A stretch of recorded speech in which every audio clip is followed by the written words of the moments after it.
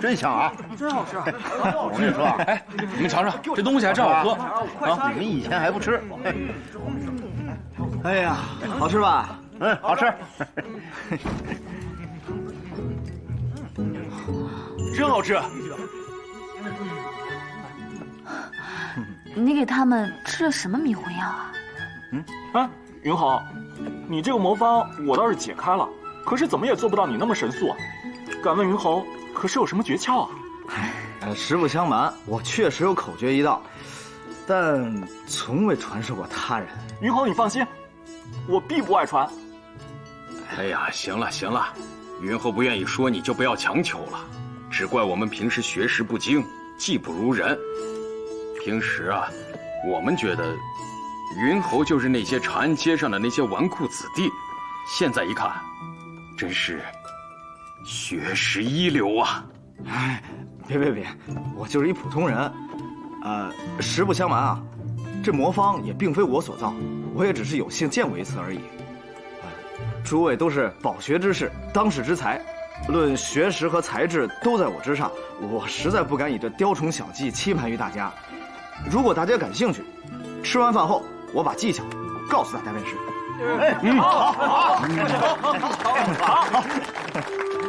云侯如此坦诚，跟我墨家人脾气倒是相投啊。是啊，诸位肯相助我与安澜，我云也感激不尽。实在不该再对大家有所隐瞒，大家也别一个云侯一个云侯的叫我，叫我云烨、云小子都行。这大家都是安澜的长辈，自然也是我的长辈。看来你小子是真心喜欢安澜啊，要不然你不会挖空心思，用这些饭菜讨好我们。安澜，这门亲事，我们就替你答应了。沈叔，你还没喝酒呢，怎么就开始说醉话呀？哎，我可不管是不是醉话，反正我是当真了。到时候您可别赖账啊！行，不赖账。好。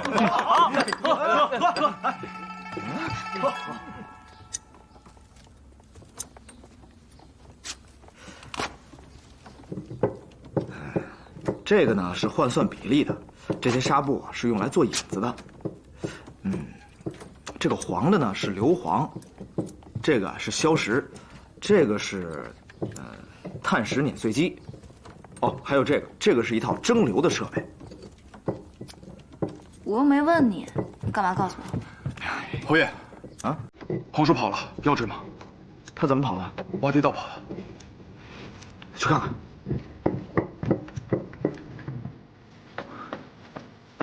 你们看。哟，这家伙，云烨孙儿，爷爷走眼。你还笑？这不连你都骂了吗？我是他孙子，那你不就是他孙媳妇吗？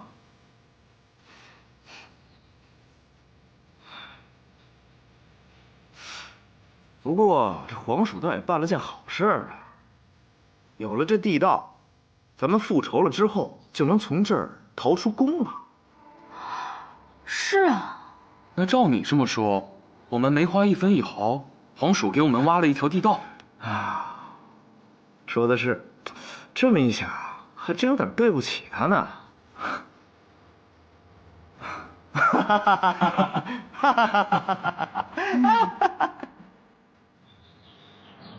哥哥，你总算回来了，你又3天没着家了，你到底跑哪儿去了？我还要问你呢，这天都快黑了，你怎么才回来啊？还带着旺财一块儿？我带旺财去认路了。认路？是啊，我带他逛遍了整个长安城。旺财现在可厉害了，我让他飞哪儿，他就飞哪儿。那你让他飞一个。旺财已经飞了1天了，他该睡觉了。吃饭，吃饭。好，先吃饭再睡觉。他又不是鸽子，你让他飞鸽传书。云烨傻瓜，云烨傻瓜。就是，不信算了。旺财，我们走，不理他。云烨傻瓜，云烨傻瓜。我说叶哥啊，你在宫里头到底干什么差事啊？3天才能回家一趟。尝尝这个啊，你也吃。你们宫里头不是很多大臣吗？谢谢奶奶。他们怎么偏偏折腾你呀？我这叫能者多劳，奶奶。是啊，就你能。你看人家隔壁张婶儿，他们家定亲呀，跟你是前后脚，孙子都快满月了，就咱们家孤儿寡母冷冷清清的，连个当家主事的男人都没有。我当家，我当家。啊，对啊，旺财不是男的吗？让他当家。去，一跟你说正事儿你就没正经。夫君，我看你近日都有些消瘦了，不知道公家的饭菜合不合你的胃口？这别的倒是没什么，一日3餐千万不能马虎。我看叶哥最近是瘦了点儿，这宫里的伙食啊是没有家里可口。新月，我看这样，你每天给他送饭菜去，这样你们两口子也可以天天见面了。不用那么麻烦，宫中的饭菜还算可口，而且我这差事算朝廷机密，让家眷随意出进不太好。有什么不太好的？这事儿你可不能唬我。当年你爷爷也是朝廷要官，我还不是天天给他送饭菜，有时候还留宿呢。宫里的人就不过日子了。奶奶，你也别唬我，我知道你做的也是机密要事。待会儿啊，吃完饭，你就给新月写个纸条，告诉他地址。这事儿我们不告诉别人啊！别看我，这事依奶奶，否则就没有我这个奶奶了。好，好，快吃，小南吃。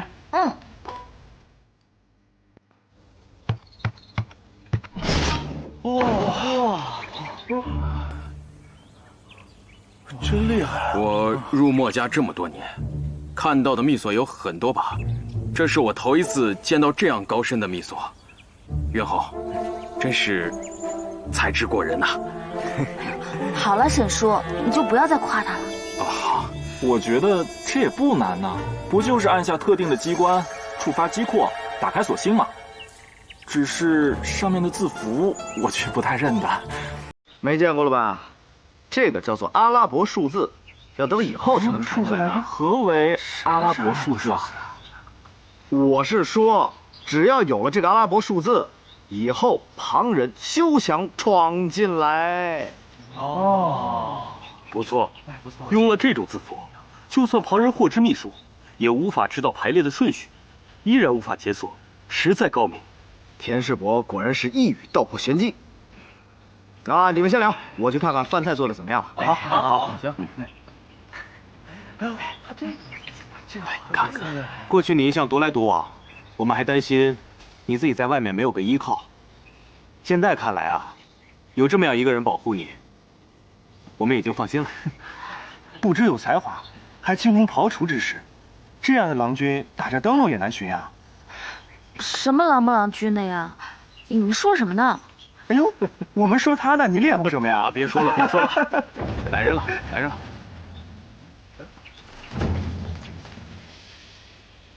来者何人呢？我是来给袁侯送饭的。给袁侯送饭？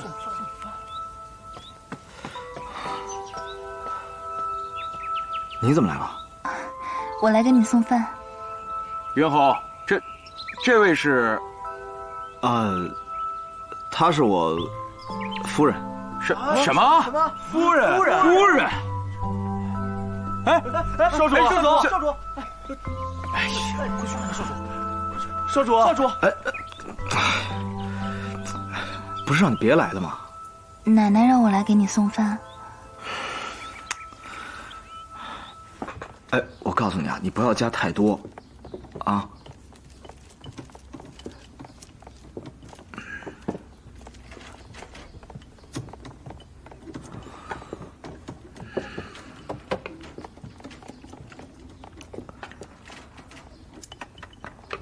那个我，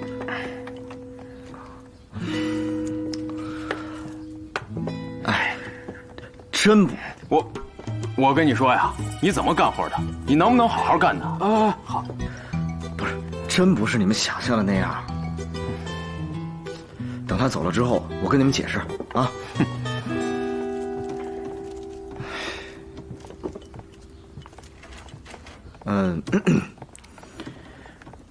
你在这儿坐着也无趣，要不你先回去吧。奶奶特意叮嘱我在这儿多待一会儿，车夫就在外头，奶奶回去定要问的。云大哥，对不起，我耽误你做事了。不要紧，只是奶奶这么一闹，倒让你挺辛苦的。我没事，就是觉得对不住你。哎，你别老跟我道歉啊，累的人是你，又不是我。云侯，你检查一下这些装好的。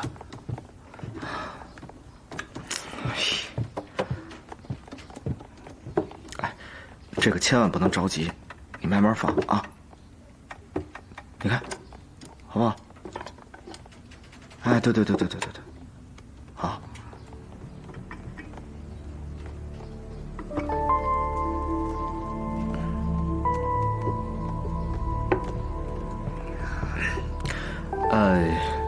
要不你先回去吧。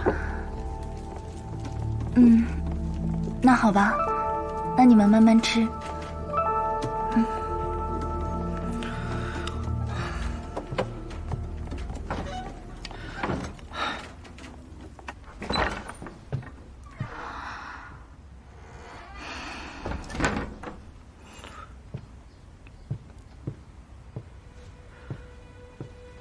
你心情不好啊？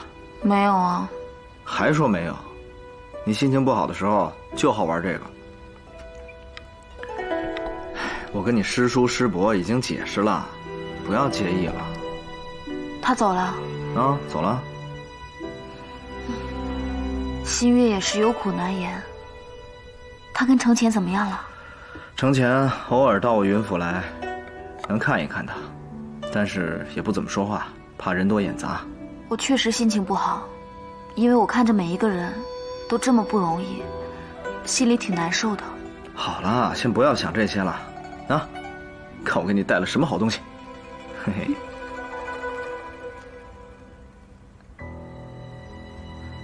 这是什么？哎，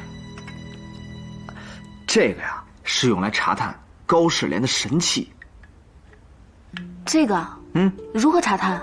何时查探？明日天微微亮之时，就是最佳时机。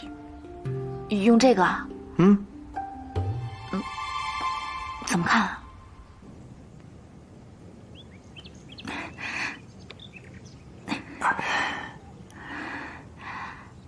谁啊？喵。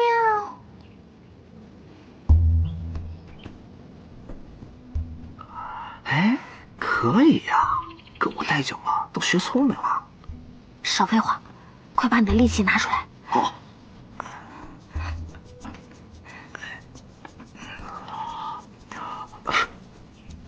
哎呦妈呀！怎么了？就是看得太清楚了。哎，给我看。啊！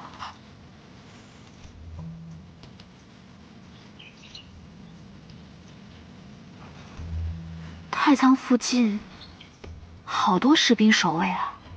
来，让我看看，在哪儿？哎，那儿，在那儿。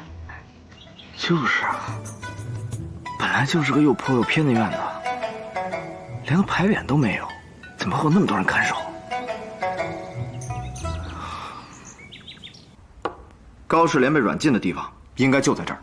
我可以假扮成内侍，沿路避开守卫的耳目，然后等偏殿的侍卫换岗之时混进去，伺机行动。混进去容易，难的是怎么逃出来。虽然我们有皇鼠留下的地道，但一旦事发，周围一定会立刻被包围起来，各大宫门也会封锁起来。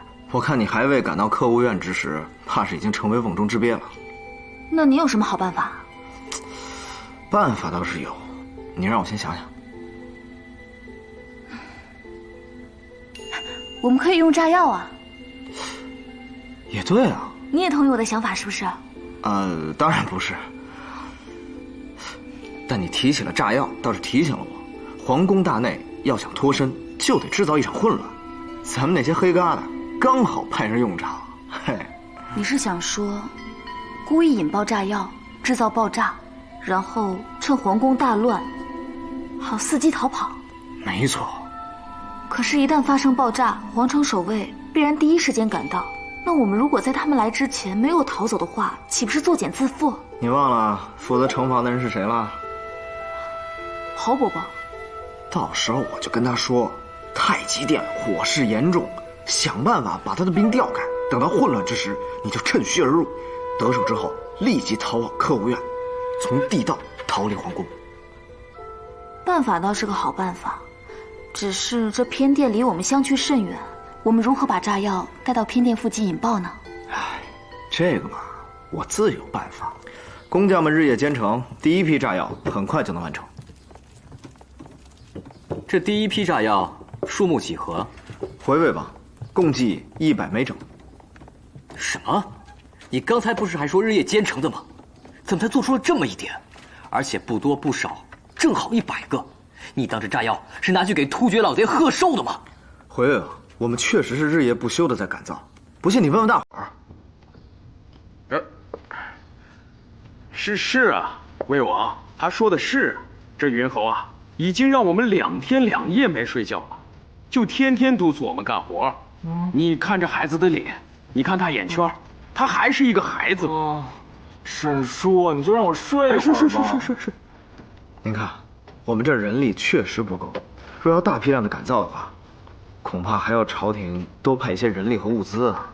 那要不，我再向父皇请旨，加派人手。啊，魏王向陛下请旨，陛下一定应允。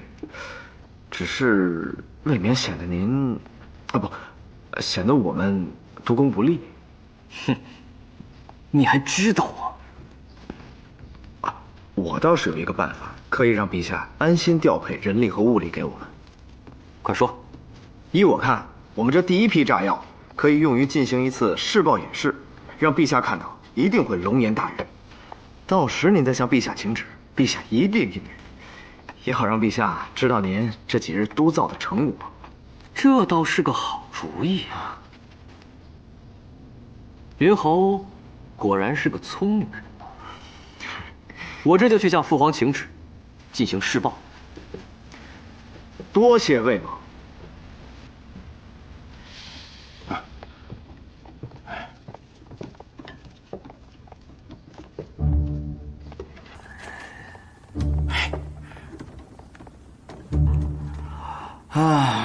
休息一会儿吧。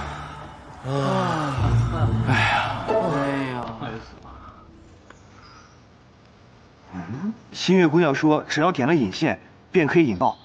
她让我嘱咐殿下，一定要小心尝试。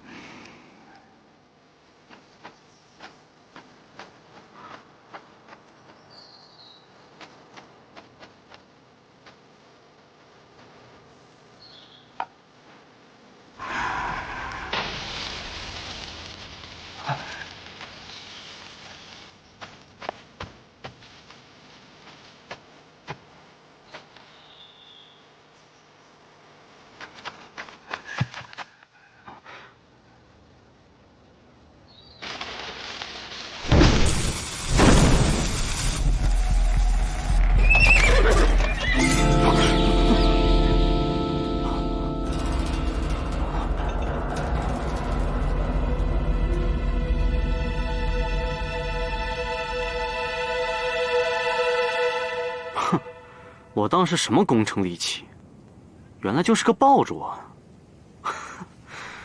殿下，那接下来该怎么办？什么都不用管，让李泰好好研制这工程利器，看他到时候怎么跟父皇交代。是。陈统领，如何？禀报统领，属下一直暗查太子前2日去的地方，以及东市西市的迷巷，暂时未找到小姐的下落。继续找。茶社、酒肆、青楼、妓院，一律不许放过。是。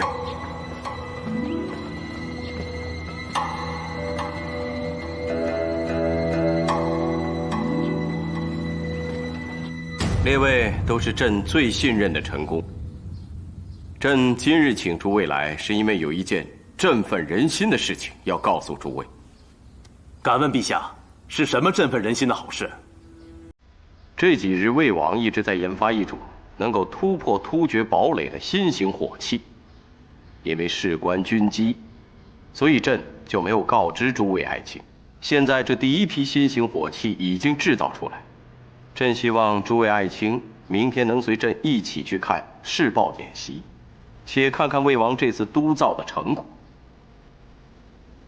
不瞒陛下，老臣一直以为魏王只顾着在府中养伤，早就把攻打突厥之事抛之脑后。老臣真是忧心忡忡，没想到魏王一直在府中研究攻城火器，老臣真是错怪魏王了。尉迟将军和各位公卿大臣都如此忧心前线战事，我作为主帅，怎敢耽误了攻城大计？我已招揽了长安城中的能工巧匠，夜以继日地改造出了数百枚新式火器，只待父皇和各位叔伯检视。陛下，魏王如此雷厉风行，颇有您当年的风范呐。你们先不要急着夸奖他，且看明日施暴的成效如何，再说也不迟啊。父皇所言甚是。大哥，明日你可千万要来替臣弟指正检视。那是自然，如此神兵利器，若不亲眼目睹，岂不可惜呢？诸位爱卿就先回去稍作歇息，等明天看试验的结果。微臣告退。长将军留步，朕还有事要与你商议。你说，要是我明天失败了，怎么办？能怎么办啊？大不了我就再一次痛失所爱呗。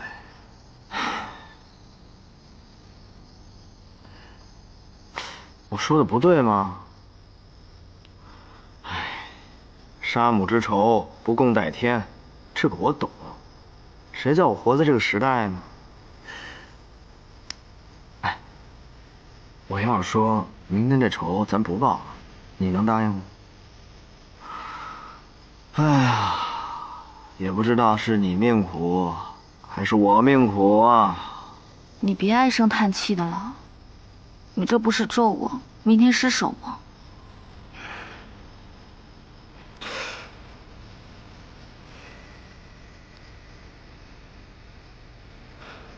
你问我怎么办，我真回答不上来，因为不敢想，真的不敢想。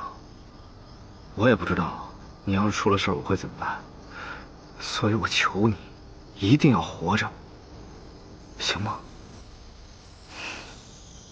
嗯。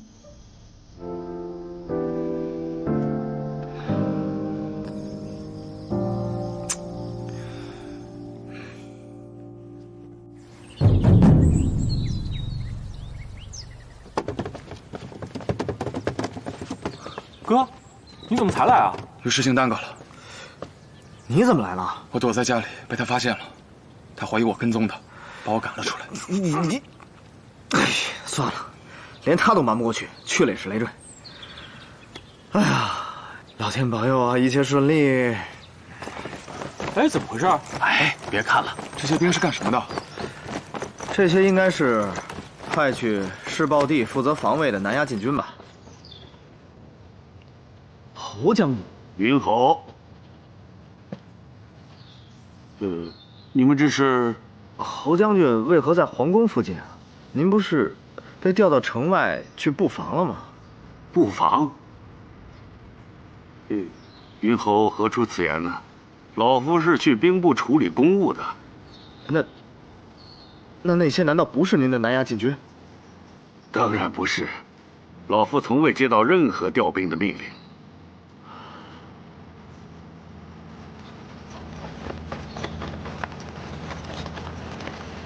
哎，我是蓝田县侯云野，你们的领将是谁？是长河将军。长河？原来是长将军，老夫竟然毫不知晓此事，看来他是奉了圣上的密令。长河不是荆州刺史吗？为何让他来布防？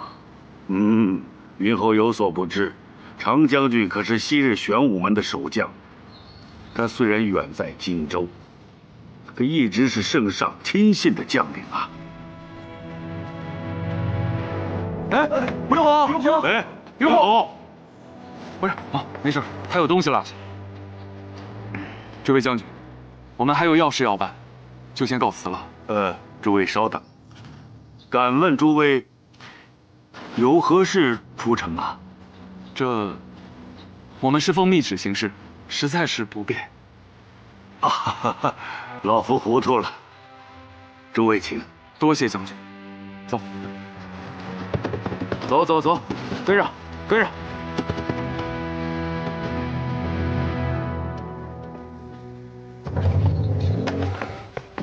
安澜。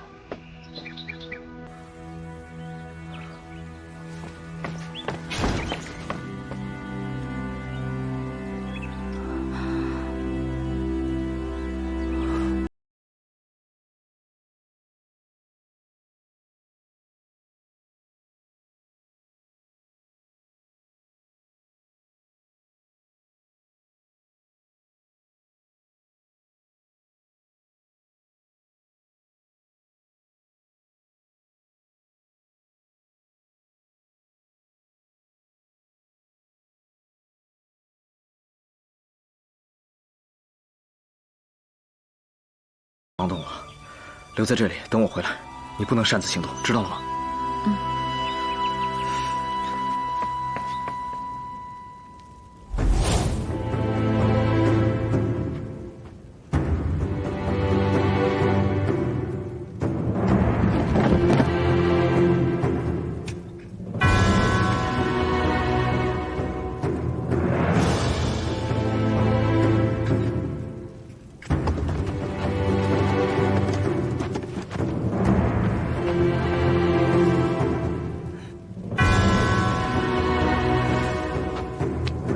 陛下，此处与皇城外的住房皆已就位，可以进行施暴。开始吧。开始施暴。是，父皇。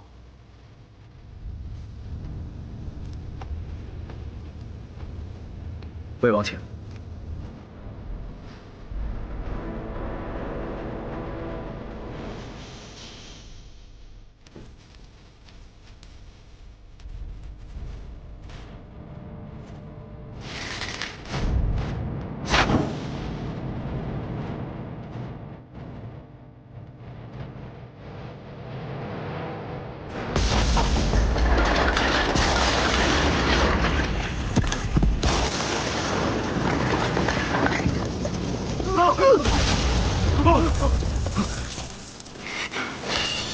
出战！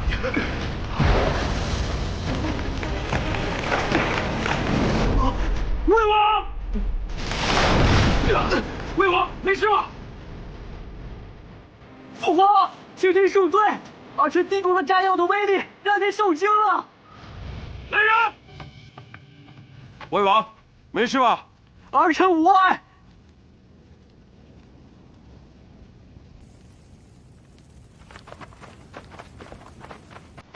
魏王果然没让朕失望啊！恭喜陛下，陛下，有了此等火器，突厥必败无疑。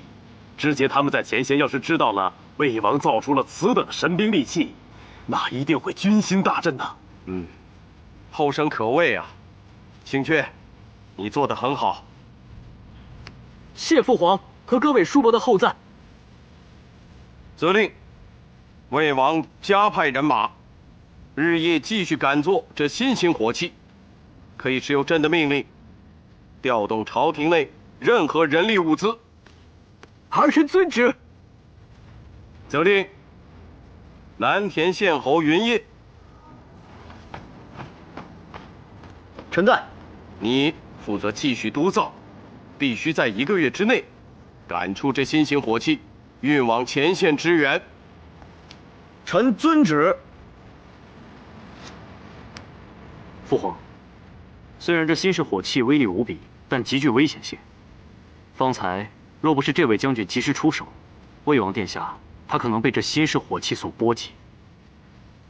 敢问魏王和云侯，你们如何保证在督造中不会发生今天这样的险情？陛下，小子和工匠们经过这几夜的研造，终于研制出了办法，确保万无一失。若发生意外的话，小子愿一人承担。这太子的顾虑也并不是没有道理。这样吧，将锻造的地方移至离皇城偏远一点的荒僻之地，一来可以比较隐蔽，二来也可以保证城里的老百姓安全无虞。父皇英明，陛下圣明。哎，快点快点啊！夫人都辛苦了。爷爷，去办去。你怎么到这儿来了？我有话要问你。你刚才不问，非得跑到这儿来问，搞得神秘兮兮的。怎么？现在我连单独跟你说句话也得找个理由吗？你要是找我喝酒聊天呢，那行，我答应你。你要是其他事儿的话，就不必说了。我上次问你的问题你没回答我，现在倒好，我说什么你都不想听了。你是担心你弟弟拿到了炸药的配方会成为你的威胁，是吗？既然你知道，就应该把配方交到我手上。还是说，你已经站在他那边了？我总不能告诉你，是你另一个弟弟当了皇帝吧？不是我站到哪一边的问题，是你们这两边根本就是一边。你还在跟我说这一套？怎么跟我在骗你似的呀？程简，我劝你一句，我和魏王造炸药，那是为了国家考虑，你别往别的地方想。你还在装傻是吗？我就问你一句，炸药的配方，你给不给？我不能给。告辞。哎，程简，程简。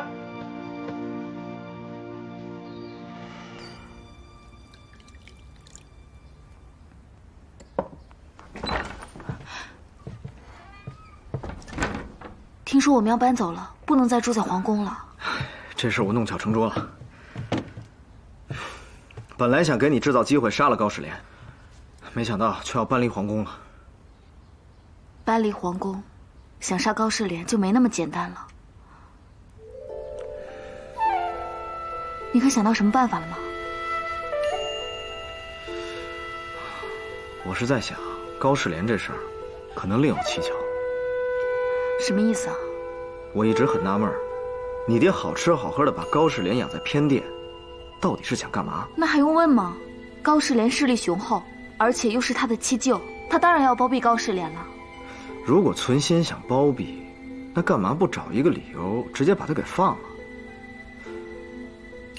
会不会你爹根本就知道高士廉不是凶手？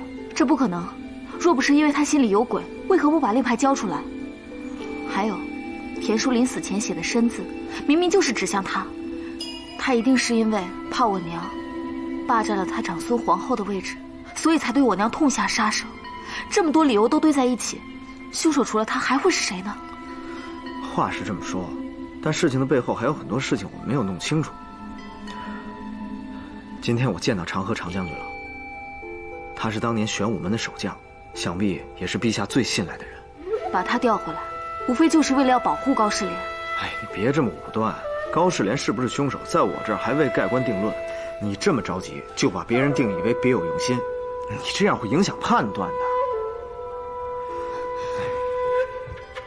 你为什么老是反驳我啊？这么多证据摆在你面前，你就是不相信。好，那我凭我自己的力量，我也要把这件事情查得清清楚楚、明明白白，证明给你看。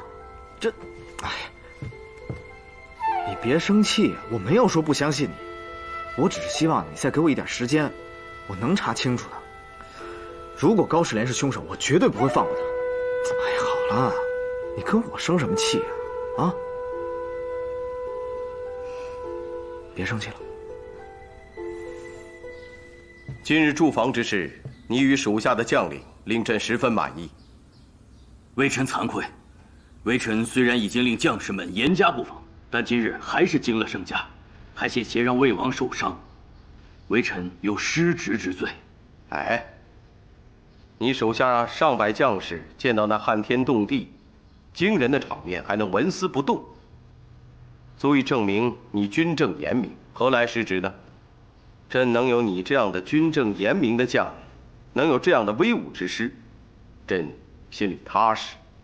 陛下厚赞，实在令微臣汗颜。微臣唯有鞠躬尽瘁，才对得起陛下的信任。朕本应该嘉奖你的，但眼下朕有一件更重要的事情要你去办。等办妥了，朕再一并封赏吧。这些都是微臣分内之事，万不敢论赏，还请陛下吩咐。朕已经选好新的火器制造地了，就在京郊玉山。朕命你现在调4000精兵进京，集中1000精兵驻守玉山，严密看守，不得泄露半点军机。那另外3000兵马，陛下准备如何去发落？另外3000精兵，就由你常将军亲自率领，于长安城郊外驻扎，随时听候差遣。但你要记住，唯有见到朕的谕令和令牌，才可发兵。末将领命。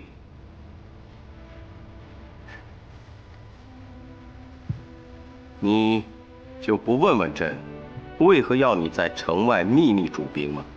末将执行军令，知不知道陛下的用意，都是一样的。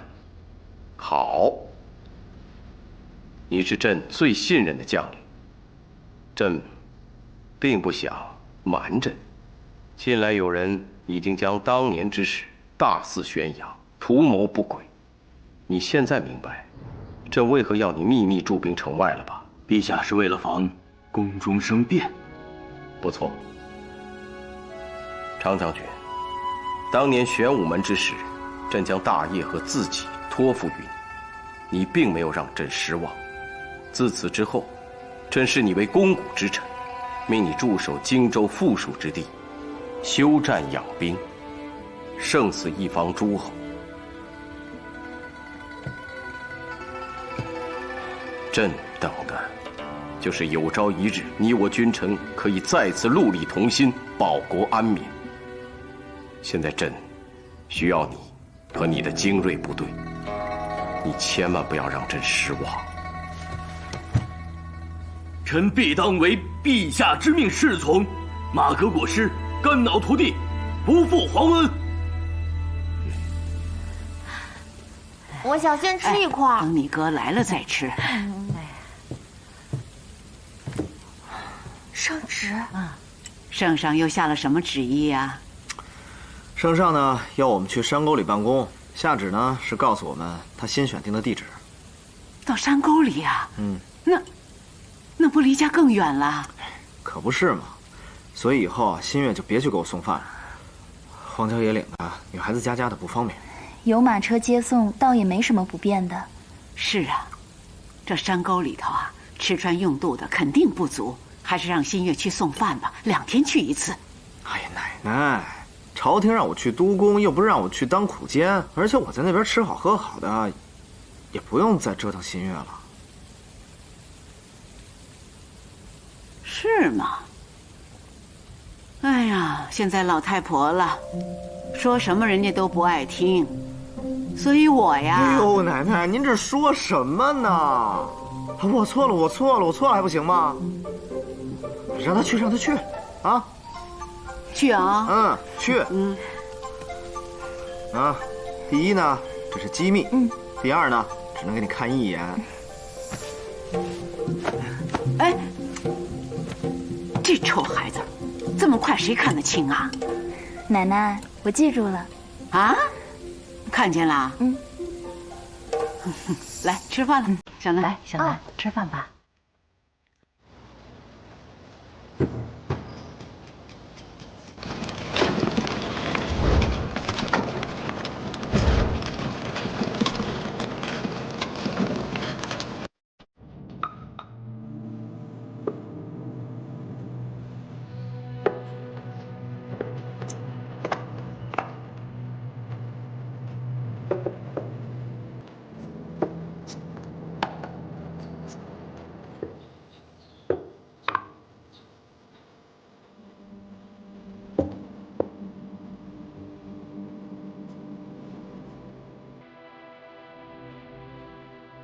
怎么样了？来，我看看。哎呀呀，想什么呢？想什么呢？注意比例，那手擦干净啊！哟，来了，你看怎么样？一切顺利。都按原计划进行。都落档！小心！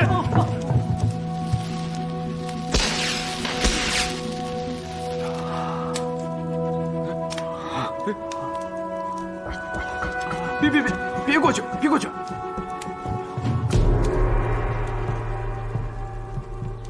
你这站的，每次都是你，怎么就这么笨呢？站好了，站好了！你看看，啊，你看，幸亏你小子蠢，要不然我们都被你炸上天去了。